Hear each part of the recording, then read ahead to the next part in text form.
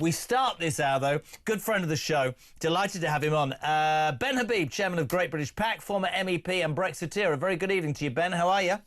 Good evening. Very well, Jeremy. Good to be on. How are you? I'm all right, my friend. I'm going to start slightly differently, if you don't mind. Slightly differently.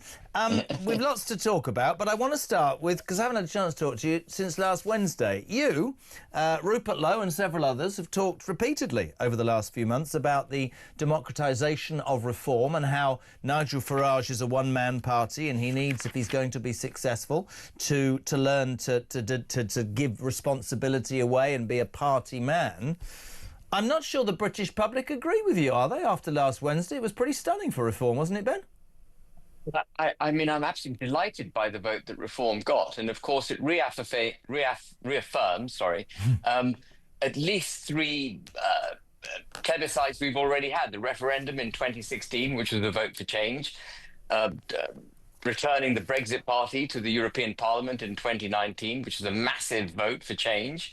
And then, of course, Boris Johnson's victory to get Brexit done, which, by the way, as you and I know, hasn't properly been executed yet. And I thought the British public had actually given up on the political classes when last year in the general election, the turnout was so low that even though Labour got fewer votes than they did in 2019, they got a thumping landslide. And I thought this was really bad. Of course, the brilliant bit of shining light in last year's election was Reform getting 5 MPs. And I'm absolutely, and do not misunderstand me, I'm utterly delighted that people came out in strength and voted for Reform, because they've engaged for the fourth time, as I say, to send a signal to those that govern the country that they want change. They want the United Kingdom to be run with British interests in mind, and they want the British people to be put first. And that is fantastic. However, that does not change from the need for reform for itself to become democratized, which it hasn't yet become. And it doesn't change the need for reform to adopt a structure which enables great thinkers and fearless speakers to join Nigel Farage and others on the public stage. There is my point that I wanted to start with, and then we've got lots to talk about. Sure. Whether it's you, whether it's Rupert Lowe, we get hundreds and thousands of messages saying the good people, the important people, the orators, the people that matter, like yourself, they believe, the British public, it needs to be put right. Because if Nigel Farage and Reform, who now run 10 councils, and all the doomsayers are going, oh, he's going to mess it up, and here's the reality that started with the flags thing, and Labour went, what about the Ukrainian flag? No, you idiots, we're talking about being proud to be British.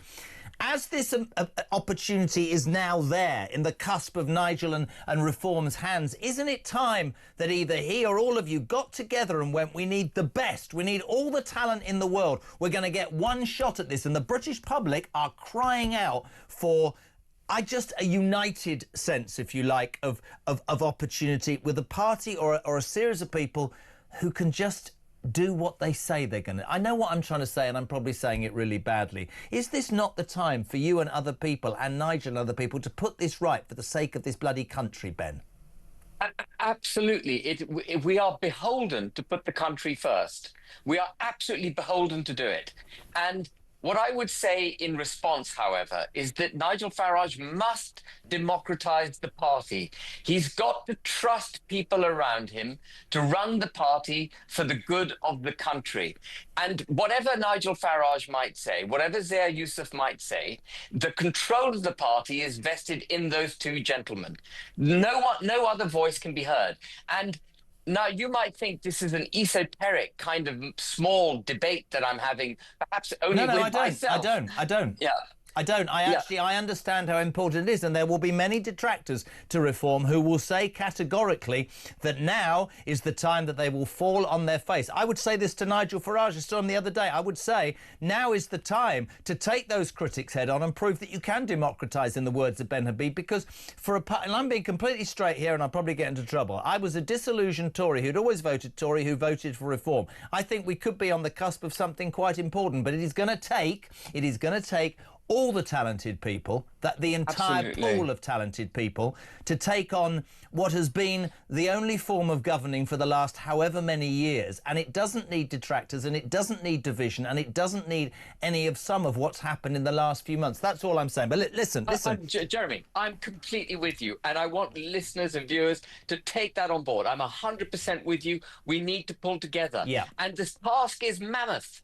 The task is mammoth, as you pointed out. We've got 40 years of bad governance to unpick. And also, we need to restore the United Kingdom. one of the things that I remember when Rupert and the problems with Nigel, had Nigel gone too much to the centre, I deplore. Somebody said to me earlier, the thing about when you get into government, you have to go towards the centre and you can't get rid of this and you can't get rid of that. I would rather reform a bit like Trump stood up and said, we're going to get rid of the blob, we're going to do this, we're going to do that, we're going to do the other. And if we fall on our backsides, at least we've been true to our words. But that's my little rant. Now, yeah, can I just say one thing before we move on?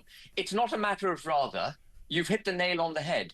That is precisely what reform has to do. Yep. It's not a rather, I prefer this. Reform has to come out unequivocally in favour of a proud, independent, prosperous United Kingdom, making policies for British interests, with British people's interests first, and to hell with the international order, to hell with international law, to hell with quangos. We are going to put this country first and do it unashamedly. If reform does that, frankly, they will be inundated with support and votes. That is what the British people want. Every election, when they've been given an opportunity to vote for that, they've voted for it. Going to the centre right now, the so-called centre, is a big mistake. It's a big mistake. Stay with the silent majority. The majority want it. I completely agree. Good, we've had that. Now, let's go to the world's dreariest man. The cynics would say about Keir Starmer that the man has no conviction, no idea, and has managed in the space of about 11 weeks to come out with the worst policy ever in the history of being a Prime Minister, namely that he's going to take away the heating, the fuel allowance for pensioners, and there was a big uproar. Over the weekend, Wes Streeting, and I don't care what anybody... I know Wes Streeting. He is definitely on manoeuvres, and McSweeney definitely wants him in 10 Downing Street. Won't disagree with anybody who says that. He said, and I quote, I think that the policy of that damaged the party at the local elections. Today, the Welsh Labour leader, never heard of her, but she's called Baroness Morgan, hardly surprising if she's Welsh. She said, I'm losing patience with Keir's policies.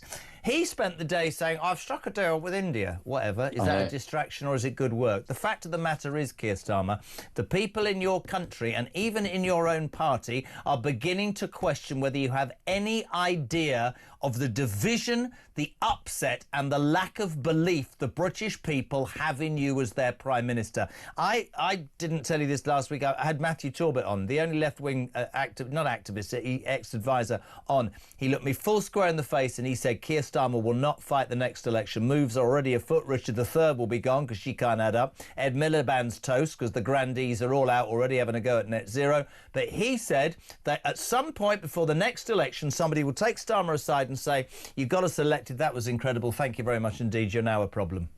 Genuinely said that to me. Yeah, well, I'm not surprised, but I don't know who they replace him with because I think they're incredibly low caliber. One of the other things. Well, this man, Wes Streeting, is a Blairite, and remember, Blair put the foundations in place for the destruction of this country's constitution, and Wes Streeting will do more of the same. We need people, as we were discussing in the first segment, who are going to put the United Kingdom first. There isn't a single individual. Oh, there may be. Graham Stringer. He springs to mind. He's a proper Brexiteer. He's Labour. He believes in this country. But, would Graham Stringer make the vote for the Labour Party? I don't know.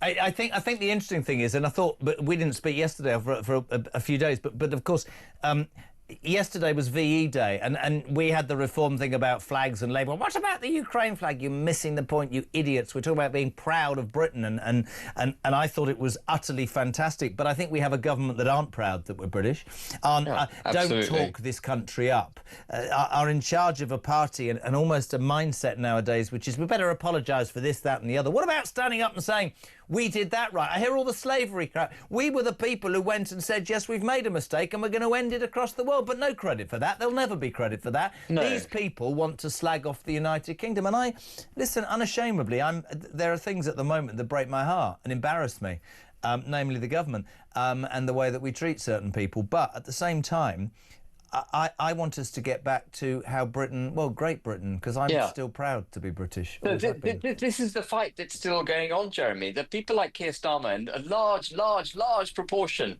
of Tory MPs and Labour MPs, more pertinently Labour MPs now, actually think that we're better off being governed through global principles, through supranational institutions.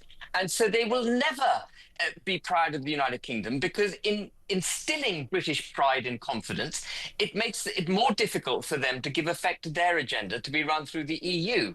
They'd much prefer us to be ashamed of ourselves. Then they can make the argument, actually, we're better off being part of Brussels or being under Brussels' boot, because they know what they're doing. We in this country are utterly hopeless unless we're part of this other greater thing. They've done it successfully with member states. Brussels has done this successfully with member states right across Europe. The Germans are so cowed now as a nation that they will not stand up for themselves. And they're even passing laws to outlaw freedom of speech in the political arena, which, by the way, is a breach of the European Convention of Human Rights. You know, the whole thing has gone crazy. And this is the battle. This is the battle of Western civilization, between nation states on the one hand and supranational institutions, international law, unelected bureaucrats on the other. And we have to win that fight. We have to win the fight for the United Kingdom. And we saw it being played out in this debate over flags. You're so right to mention the debate over flags. It's not a small debate. They would rather see a Ukrainian flag flying than they would a Union flag. I've got nothing against the Ukrainian flag, right? I've got a certain problem with certain flags. But what I hate, and I'm allowed to say this at 60, and I'm lucky enough to be on this station and able to say what I think within the confines of what broadcasting rules are. Why are we ashamed of the Union flag or the cross of St George? They go, oh, it's been adopted by the far right. The Welsh, the Scottish, the Irish, everybody's proud. Everybody stands up and gets behind it. But if the British do it, oh, that might symbolise something that we got wrong. Yeah, we made mistakes. Absolutely. Yes, of course we made mistakes. Every single country has made mistakes. Every single person listening to this has made mistakes. But like you, I don't understand it. You need to help me out with this. Right, Chris from Bucks. Ben, just approach Nigel and kiss the two of you up. It's the first time I've heard fire in you. I want you in the next government. But this for you as well, Cedric. On the day that Keir Starmer's number 10 said, no, we're not deviating, we're still taking away the money from the pensioners, he's been going on about an Indian trade deal. Cedric says, why aren't you covering the importance of the cheap Indian labour deal? Ben Habib? I mean, there is no reason for this country to have a trade deal with India. What benefit do we get out of a trade deal with India? Any goods we produce, which they want to buy, they have to buy anyway because they're high-tech goods made in the United Kingdom, incapable of being bought from anywhere else. We're not going to get any greater number of exports to India as a result of a trade deal. This favors, when you have a trade deal of the kind that's so imbalanced between the United Kingdom and India, where we have such high standards, such high regulations, such high taxes, versus low, cheap labor, low standards, low regulation in India, it is India that's going to get all the benefits because they'll be able to flood our markets with their cheap goods. And actually, I understand that he's given in to allowing Indian companies based in the United Kingdom not to pay employers' national insurance as a result of this trade deal. How the hell is that equitable for the British people to be giving a break to Indian companies operating in the United Kingdom? That's not for our benefit. We need to take a leaf out of Trump's book. Free trade, unbridled free trade, is basically exporting jobs out of the United Kingdom to low-cost, lowly regulated centres across the world, often where human rights are being abused. The very same human rights that have so hamstrung our politicians and prevented them from doing what's right for the United Kingdom. We just offshore it and enrich them. We've got to stop doing this kind of nonsense. Couldn't agree more. And while you're at one, I'm never brilliant, loving you today. While we're at it, let's just go full in, shall we? Last week, Dodgy Blair, I found myself going, hurrah, because he came out and he said basically to Miliband, who I think is toast, you know your net zero thing, whereby apparently you're trying to get rid of 1% of the carbon emissions in the world by 2050, not that it's achievable, whilst the rest of the world has gone, yeah, we want to do something about the climate, but we're slightly worried about people who can't heat their homes or can't feed their families or can't get a job or can't see a doctor or can't go to the dentist or can't do anything normal. But we've got this mad eco-zealot ruling the roost. Blair came out and he went, hold on a minute, it's not going to make any difference. Plus, also, it's going to bankrupt a nation that's already skint because we can't afford to pay the interest on the money that we owe. Today, another Labour grandee, who I actually love, I really like David Blunkett, just as a person. I met him a couple of times. He's come out and he said,